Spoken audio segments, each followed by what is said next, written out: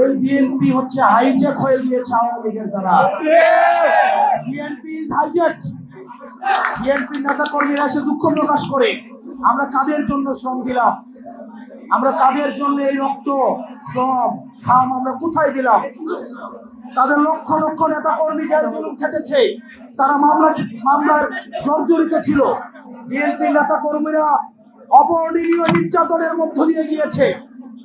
অত্যন্ত পরিতাপের বিষয়, বিএনপি তাদের নেতা কর্মীরা যেই বাংলাদেশের স্বপ্নে তারা এই জেল জুলুম খেটেছে, বিএনপি এই স্বপ্ন থেকে অনেক দূরে চলে গিয়েছে।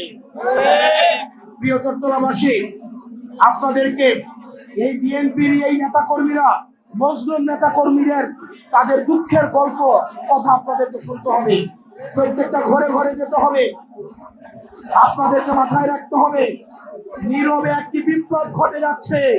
প্রত্যেকেই এনসিপিতে আসতে যাচ্ছে। বিএনপির অসংখ্য নেতা কর্মী তারা বিএনপিতে আমাদের এনসিপিতে যোগ দিতে যাচ্ছে।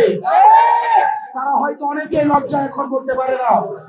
আপনারা তাদের কাছে যাবেন, প্রত্যেকটা কমিটির যারা নেতা কর্মী আছে তাদের কাছে আমাদের এনসিপির দাওয়াত পৌঁছে দিবেন। আমরা বিশ্বাস রাখতে চাই, যারা ক্ষমতাকে কুক্ষিগত করেছে তারা বাংলাদেশ পন্থার বিরুদ্ধে চলে গিয়েছে, সংস্কারের বিরুদ্ধে চলে গিয়েছে, আমাদের শহীদদের আকাঙ্ক্ষার বিরুদ্ধে চলে গিয়েছে। কিন্তু বিএনপির লক্ষ লক্ষ নেতা কর্মী এখনো পর্যন্ত আমাদের স্পিরিটের সাথে আছে। প্রিয় চট্টগ্রামবাসী, আপনারা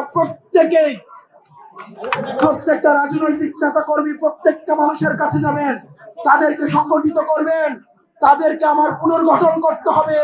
এই পুনর্গঠনের মধ্য দিয়ে আমাদের যে অনাকাঙ্ক্ষিত বাংলাদেশ কাছ থেকে যে স্বপ্ন থেকে আমাদেরকে পিছিয়ে নেওয়া হচ্ছে, সেই বাংলাদেশ অবশ্যই আমরা অর্জন করবো ইনশাআল্লাহ।